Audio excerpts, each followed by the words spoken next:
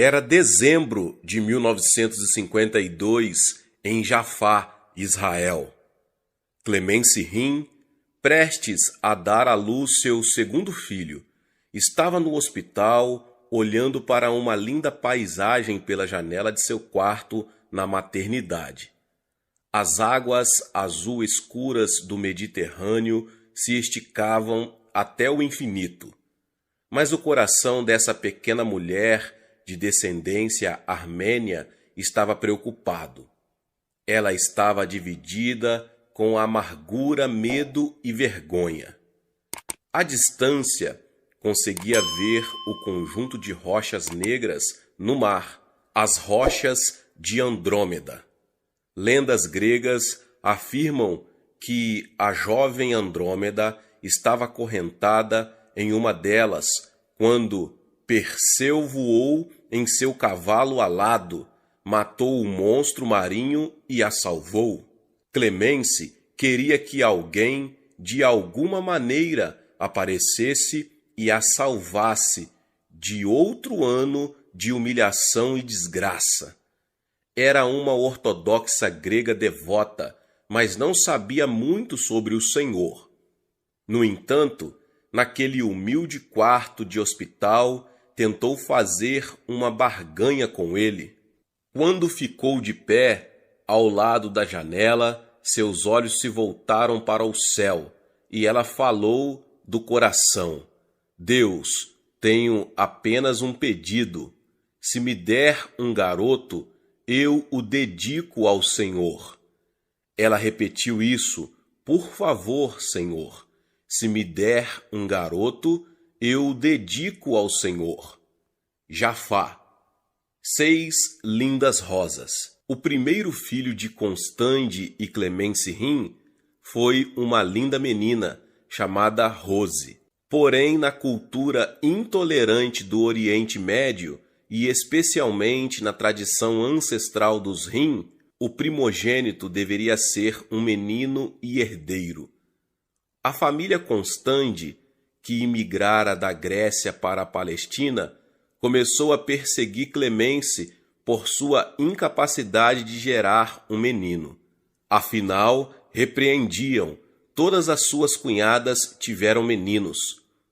Ela sofreu zombarias e foi ridicularizada até chorar, e sentiu constrangimento e vergonha no casamento que seus pais tinham arranjado de forma tão cuidadosa.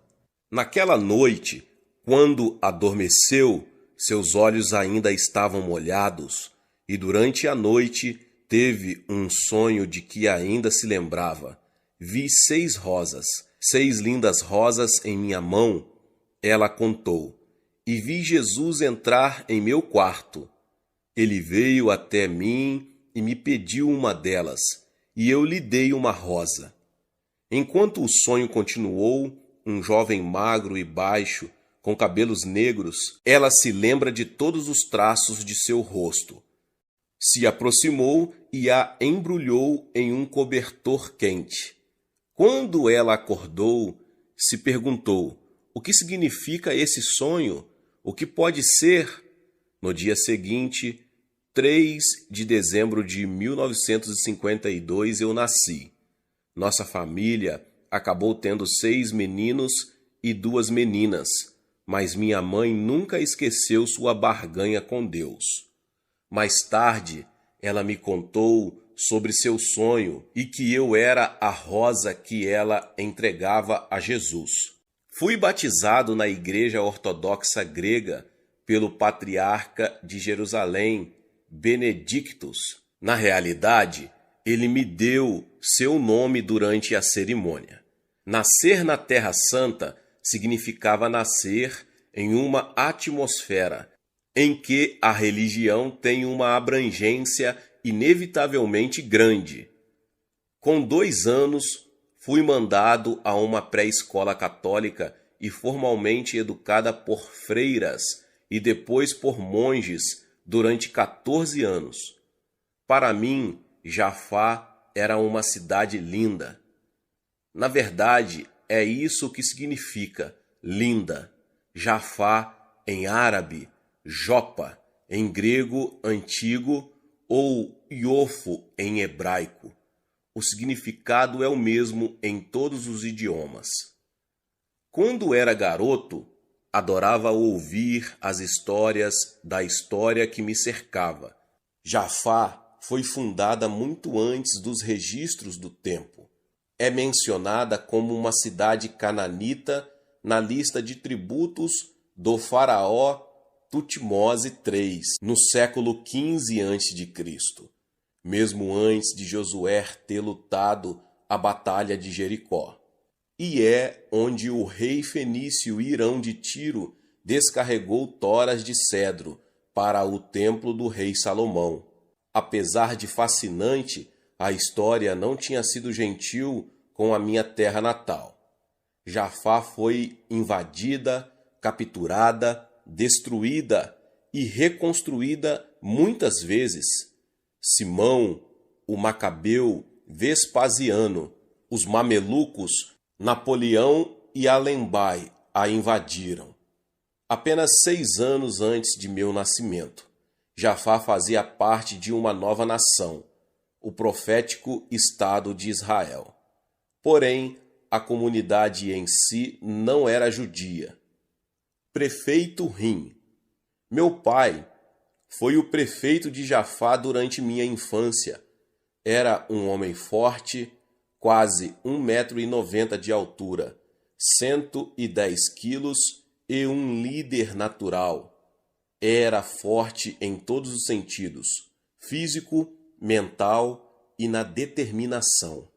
Sua família tinha vindo da Grécia para o Egito antes de se estabelecer na Palestina. Contudo, ser de outro lugar era comum.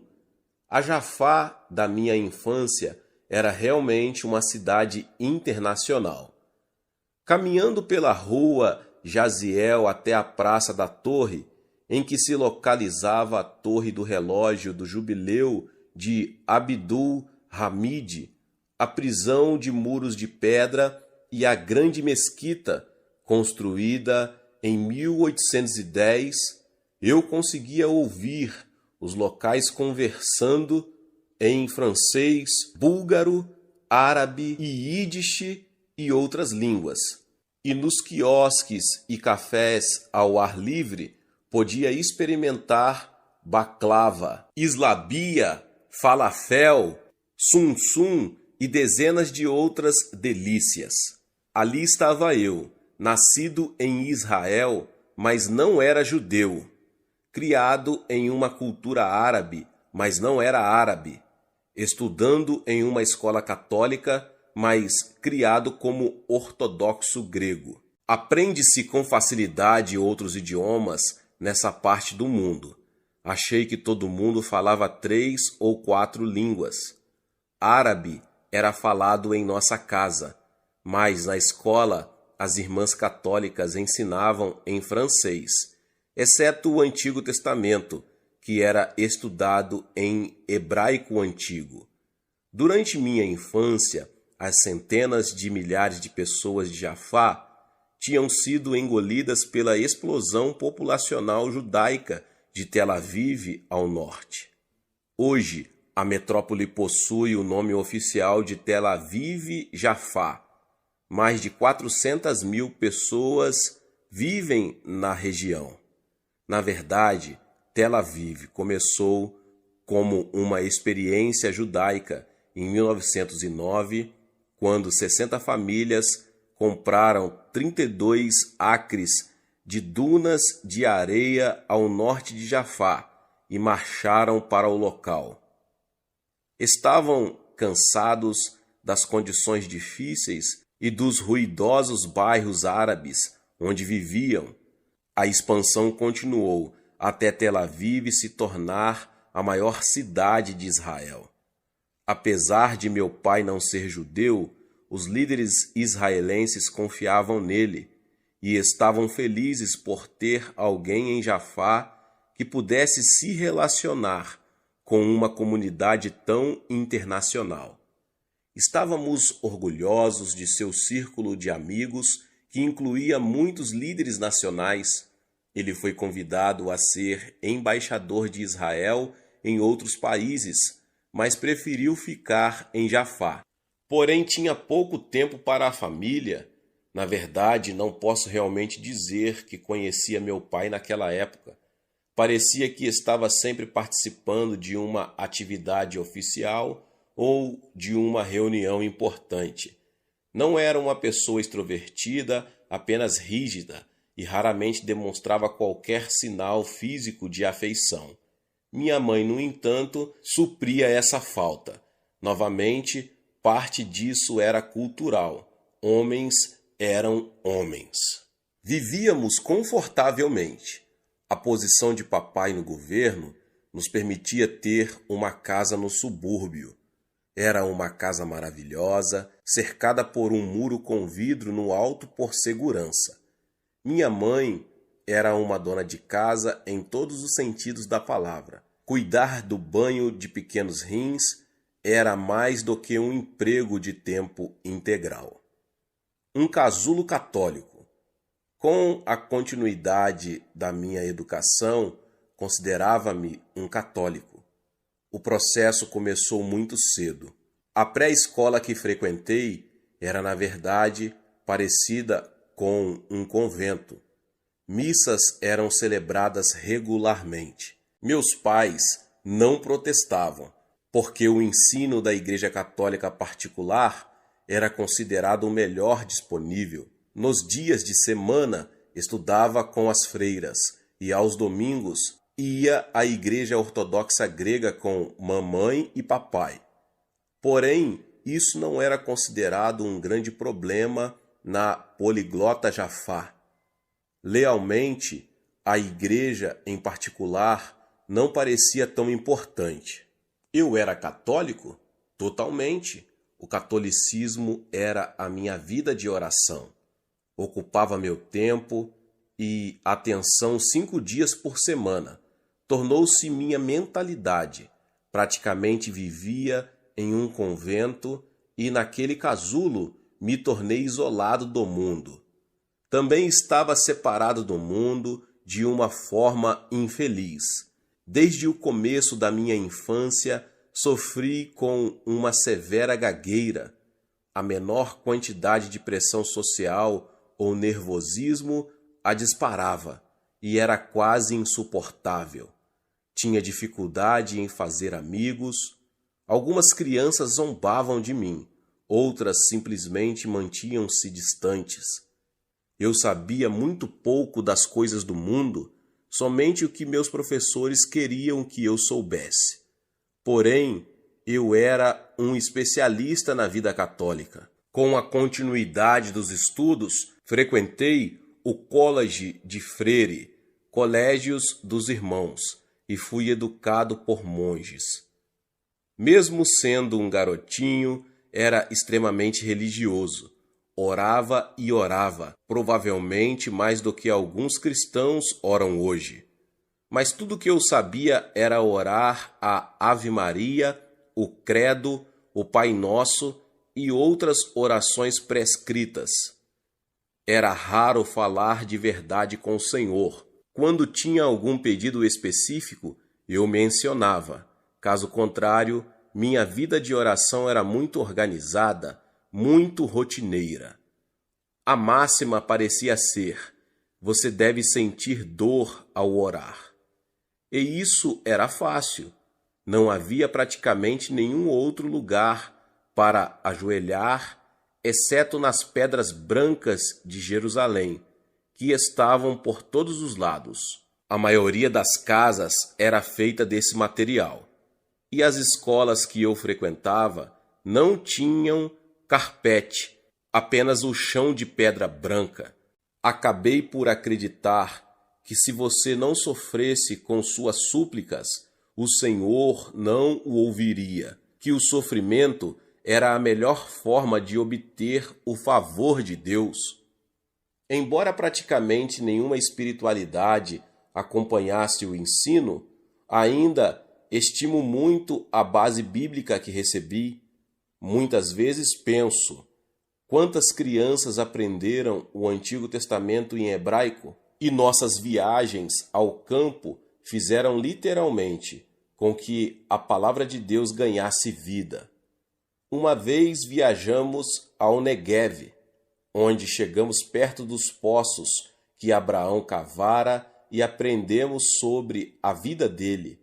Essa experiência vai ficar comigo para sempre. Sua túnica era a mais branca que existe. Muitas vezes em minha vida, Deus falou comigo por meio de visões.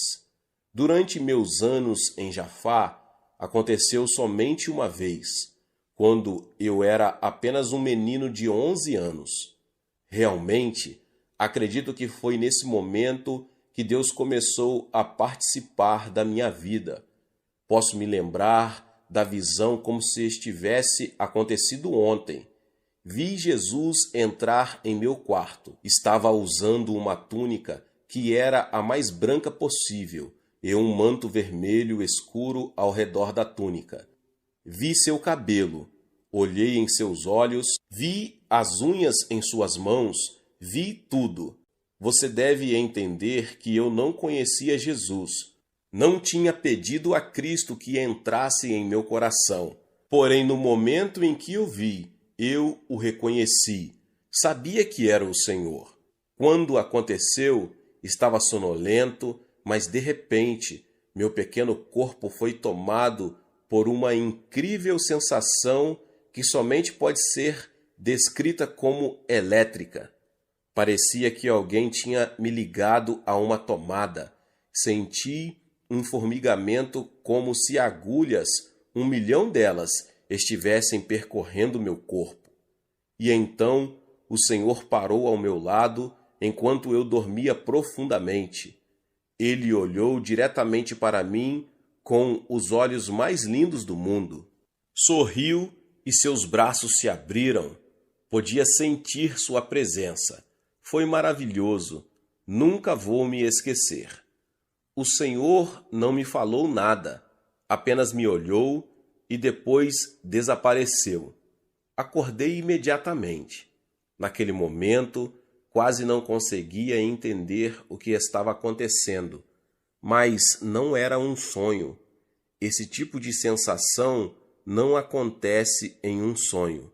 Deus me permitiu experimentar uma visão que criaria uma impressão indelével em minha jovem vida.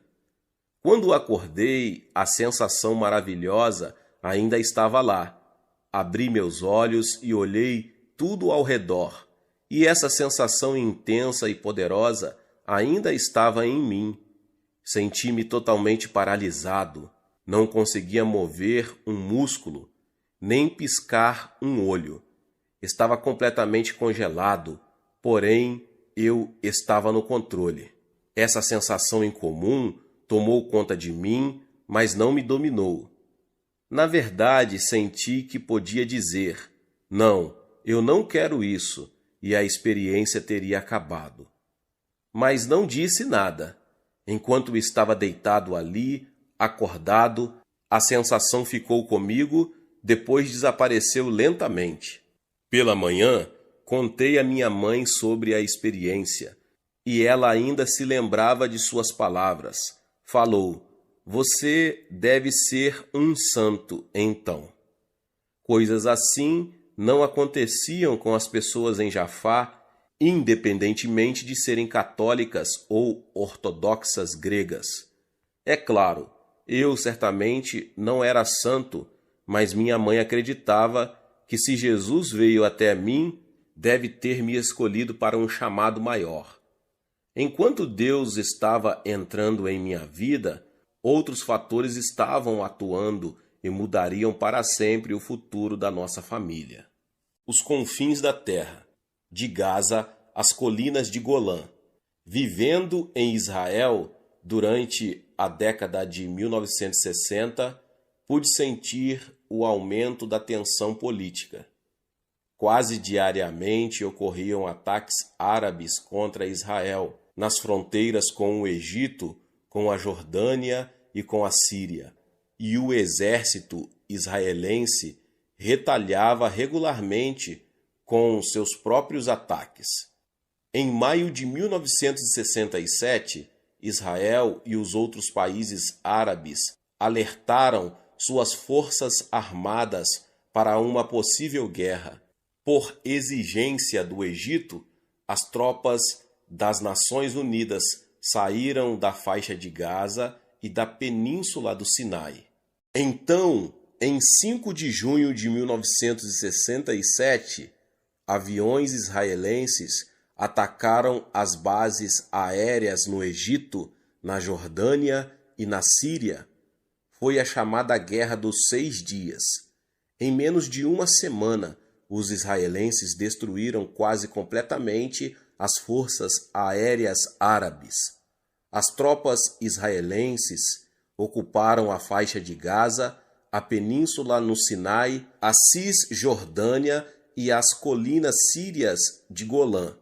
Israel logo controlou o território árabe, totalizando mais de 3 vezes a sua própria extensão. Nunca vou esquecer o dia, no começo de 1968, em que meu pai juntou a família e nos contou que estava fazendo planos para imigrarmos. Ele falou: por favor, não discutam isso com ninguém, porque poderá haver alguns problemas com nossos vistos de saída. No começo, o plano era se mudar para a Bélgica. Papai tinha alguns parentes lá, e a ideia de ir para um país de língua francesa parecia estimulante. Afinal, era a língua que eu falava na escola. No entanto, uma noite, um adido da embaixada canadense foi à nossa casa e nos mostrou um pequeno filme da vida no Canadá. Toronto parecia uma cidade próspera. Papai tinha 2 irmãos que viviam lá, mas duvidávamos que eles estivessem financeiramente qualificados para serem nossos patrocinadores oficiais. As perguntas sobre nossa ida pareciam crescer diariamente. Houve um momento em que meu pai nos contou que talvez não pudéssemos sair do país antes de 5 anos. Eu barganhei com Deus. A essa altura, estávamos todos tão ansiosos para ir embora que me ajoelhei naquelas pedras de Jerusalém e fiz uma promessa a Deus. Senhor, orei, se você nos tirar daqui, eu ofereço a maior jarra de azeite de oliva que conseguir encontrar. E acrescentei: quando chegarmos a Toronto, levo-o a uma igreja e ofereço ao Senhor em ação de graças. Era a minha formação. Fazer promessas a Deus não era incomum, e azeite de oliva era um bem precioso. Então fiz a promessa. Algumas semanas depois, um jovem da embaixada canadense ligou para meu pai para dizer: Senhor Rim, já está tudo resolvido. Não me pergunte como. Todos os seus papéis estão em ordem e o Senhor pode ir embora quando quiser. Não demorou muito. Vendemos quase todos os nossos bens e nos preparamos para uma nova vida na América do Norte.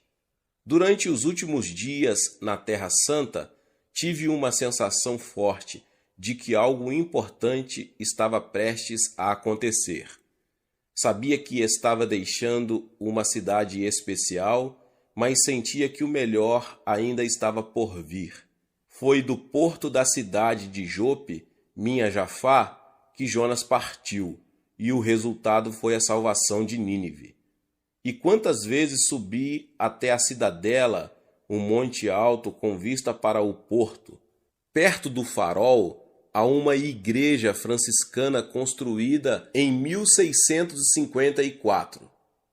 Próximo a eles estava o local da casa de Simão, o curtidor, onde o apóstolo Pedro ficou por algum tempo e teve uma visão que mudou o mundo.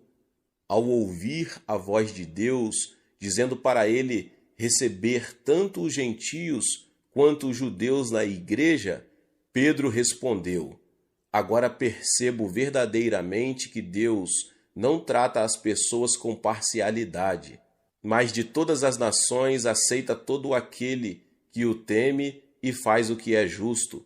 Atos 10, 34 e 35. Daquele momento em diante, a mensagem de Cristo se espalhou em Jope para a Cesareia e até os confins da terra, tocando toda a humanidade. Enquanto íamos de carro pela estrada Haganá até o aeroporto Lude, eu me perguntava: será que voltarei a ver esse lugar?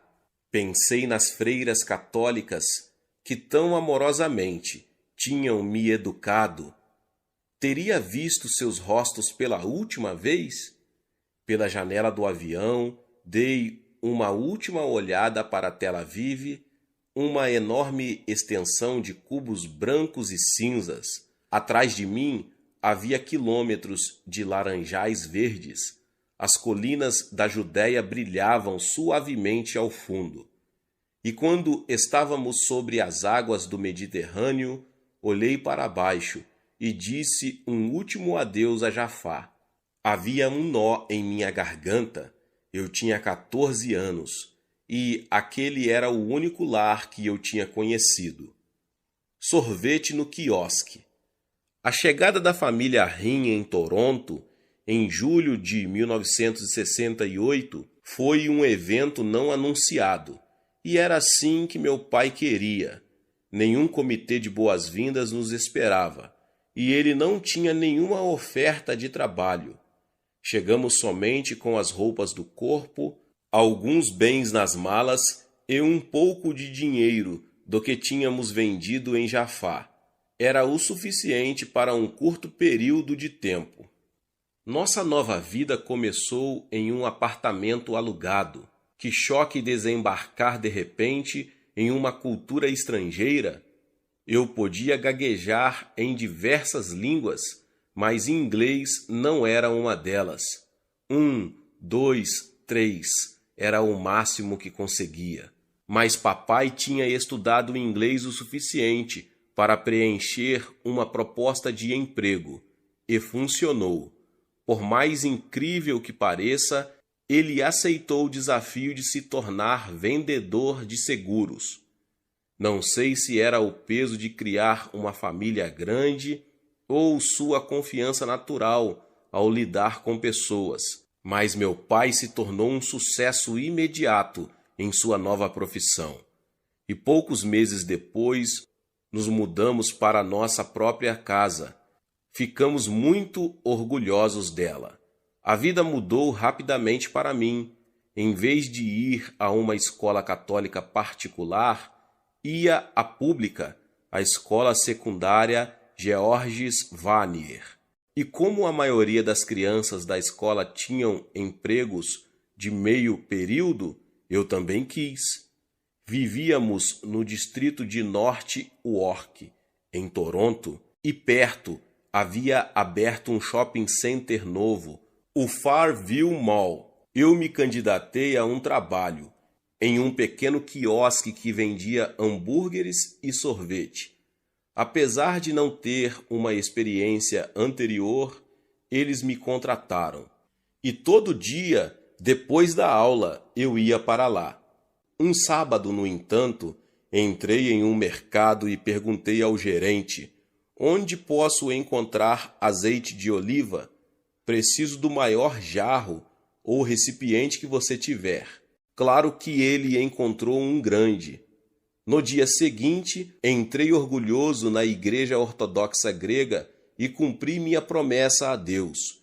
Coloquei o jarro na frente do altar e disse calmamente: obrigado, Senhor. Obrigado por nos trazer em segurança para a nossa nova casa. Meu coração estava tão cheio de gratidão quanto aquela jarra de azeite. No quiosque, fazia meu trabalho. Por causa da minha gagueira, não conversava muito, mas me tornei craque em servir o sorvete naquelas casquinhas. Trabalhava com um colega chamado Bob. Bob ficou louco? Nunca vou esquecer o ano de 1970. O dia incomum quando fui trabalhar e descobri que Bob tinha feito algo muito estranho. Havia colocado pequenos pedaços de papel com versículos das Escrituras por toda a parte do pequeno quiosque. Achei que ele estava enlouquecido. Sabia que ele era cristão. Tinha me contado isso. Porém, aquilo não era um pouco demais? Pensei comigo mesmo. Por que ele está fazendo isso? É para mim? Provavelmente conheço a Bíblia melhor do que ele. Finalmente eu perguntei: qual é a ideia com esses pedaços de papel? Imediatamente ele começou a me dar um testemunho. Achei que nunca pararia, e quando terminou, eu estava determinado a ficar o mais distante possível daquele doido. Por muito tempo tentei evitá-lo, porém era quase impossível, afinal, tínhamos de trabalhar juntos. Ele sempre voltava ao tema da religião. Ele queria falar sobre renascer, algo que não estava em meu vocabulário limitado, nem na minha visão das Escrituras. Bob finalmente saiu do emprego no quiosque, mas muitos de seus amigos estavam na minha escola. E nos 2 anos seguintes fiz o máximo para evitá-los. Pensava, são um bando de esquisitos. Pareciam doidos. Eram exatamente o oposto das freiras que me educaram. Durante meu último ano na Georges Vanier, pela segunda vez em minha vida, tive um encontro com o Senhor. Ele entrou no meu quarto e me visitou, dessa vez na forma de um sonho inesquecível. Em Jafá, quando eu tinha 11 anos, a visão de Jesus parado na minha frente tinha deixado uma impressão indelével. Entretanto, agora, em Toronto, eu não estava em dia com os meus estudos das Escrituras. Ainda ia à igreja, mas o que estava para acontecer comigo veio de repente. Foi totalmente inesperável e fiquei espantado com a experiência.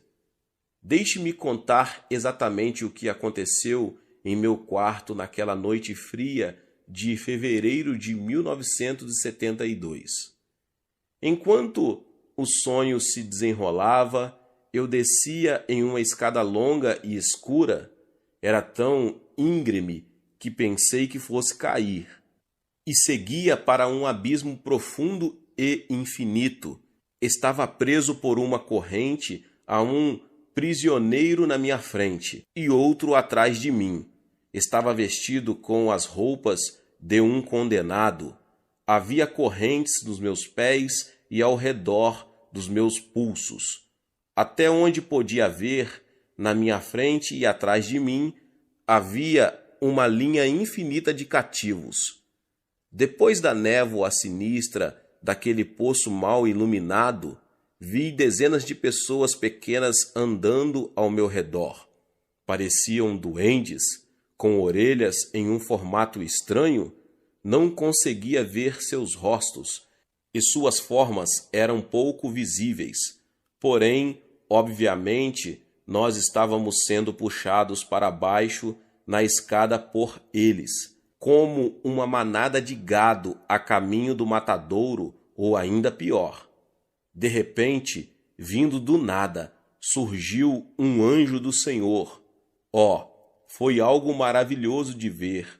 O ser celestial flutuava acima de mim a poucos passos de distância. Nunca na minha vida tinha visto algo assim, nem mesmo em um sonho. Um anjo brilhante e lindo no meio de um buraco escuro e assustador. Quando olhei de novo, o anjo mandou que eu me aproximasse. Depois olhou dentro dos meus olhos e me chamou. Meus olhos estavam fixos nele e comecei a caminhar em sua direção. Instantaneamente, as correntes se soltaram de meus pés e de minhas mãos. Não estava mais preso aos meus colegas prisioneiros. Às pressas, o anjo me levou por uma porta aberta, e no momento em que entrei na luz, o ser celestial me pegou pela mão e me deixou na estrada Dom Mills, bem na esquina da escola George Vanier. Ele me deixou a centímetros do muro da escola, ao lado de uma janela. Um segundo depois, o anjo tinha desaparecido. Acordei cedo e corri para a escola a fim de estudar na biblioteca antes de as aulas começarem. Não conseguia piscar. Quando me sentei ali, sem sequer pensar no sonho, um pequeno grupo de estudantes foi até minha mesa. Eu os reconheci imediatamente.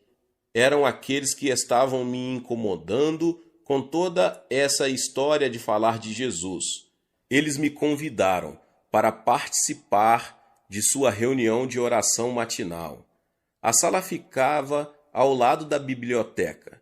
Pensei, bem, vou acertar para que parem de me amolar. Uma reuniãozinha de oração não pode me fazer mal. Respondi, está bem, e eles me levaram até a sala. Era um pequeno grupo, só 12 ou 15 garotos, e minha cadeira estava bem no meio. De repente, todo o grupo levantou as mãos e começou a orar em algum estranho idioma estrangeiro. Nem fechei meus olhos, mal podia piscar. Eram estudantes de 17, 18, 19 anos, gente que eu conhecia das aulas, louvando a Deus com sons inteligíveis. Nunca tinha ouvido sobre falar em línguas e fiquei pasmo. Pensar que eu, Benny, estava ali, em uma escola pública, de propriedade pública, sentado no meio de um bando de fanáticos, era mais do que eu conseguia entender. Eu não orei, só fiquei olhando. O que aconteceu em seguida foi mais do que eu poderia ter imaginado. Fui surpreendido por um súbito desejo de orar, mas realmente não sabia o que falar. Ave Maria parecia inadequado para o que eu estava sentindo. Nunca aprendera a oração do pecador em nenhuma de minhas aulas de religião. Tudo que podia me lembrar de meus encontros com o povo de Jesus era a frase: você precisa encontrar Jesus. Essas palavras me pareciam incoerentes porque eu achava que o conhecia. Foi um momento estranho.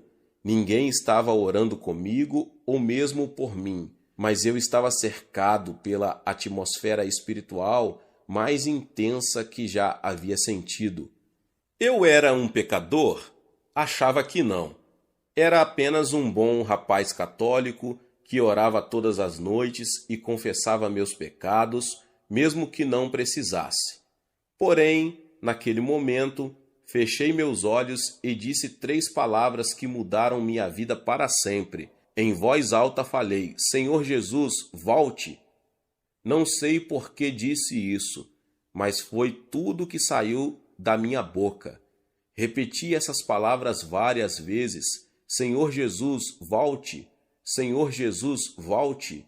Será que eu achava que ele tinha deixado minha casa ou abandonado minha vida? Realmente não sabia. Porém, no momento em que pronunciei essas palavras, uma sensação tomou conta de mim. Levou-me de volta ao formigamento que senti aos 11 anos. Era menos intenso, mas conseguia sentir a tensão com a mesma força. Atravessou-me inteiro. O que eu realmente senti, no entanto, foi que essa explosão de energia estava me purificando instantaneamente, de dentro para fora. Senti-me absolutamente limpo, imaculado e puro. De repente, vi Jesus com meus próprios olhos. Aconteceu em um momento. Lá estava ele, Jesus. 5 minutos para as 8. Os estudantes ao meu redor não podiam saber o que estava acontecendo na minha vida. Estavam todos orando. Depois, um por um, Começou a sair da sala e ir para suas aulas. Eram 7:55 da manhã. Nesse momento, eu estava apenas sentado ali chorando. Não sabia o que fazer ou o que falar. Naquele momento não entendi, mas Jesus tornou-se tão real para mim quanto o chão embaixo de meus pés. Não orei realmente, exceto por aquelas 3 palavras. Porém, eu sabia, sem dúvida nenhuma, que algo extraordinário tinha acontecido naquela manhã de fevereiro. Estava quase atrasado para a aula de história. Era uma das minhas matérias favoritas. Estávamos estudando a Revolução Chinesa, mas eu não conseguia sequer ouvir o professor. Não me lembro de nada do que foi dito. A sensação que comecei a sentir naquela manhã não me deixaria. Sempre que eu fechava os olhos, lá estava ele, Jesus. Ele ainda estava ali. A imagem do seu rosto não me abandonava. Passei o dia todo enxugando as lágrimas dos meus olhos, e a única coisa que conseguia falar era: Jesus, amo você. Jesus, amo você. Quando saí pela porta da escola e caminhei pela calçada até a esquina, olhei para a janela da biblioteca e as peças começaram a se encaixar. O anjo, o sonho, tudo se tornou real novamente. O que Deus está tentando me falar? O que estava acontecendo com Benny? Bem, meus irmãos e irmãs, chegamos aqui ao término dessa primeira parte dessa palavra. E se você ainda não é inscrito aqui no canal, se inscreva no canal e ative o sininho das notificações para que você acompanhe esta série, esta palavra, e não perca os vídeos que são postados aqui todos os dias. Deixe também o seu like, que é muito importante para este vídeo. E compartilhe esta palavra com mais pessoas. Amém? Nos vemos nos próximos vídeos. Até mais. Tchau, tchau. Deus abençoe.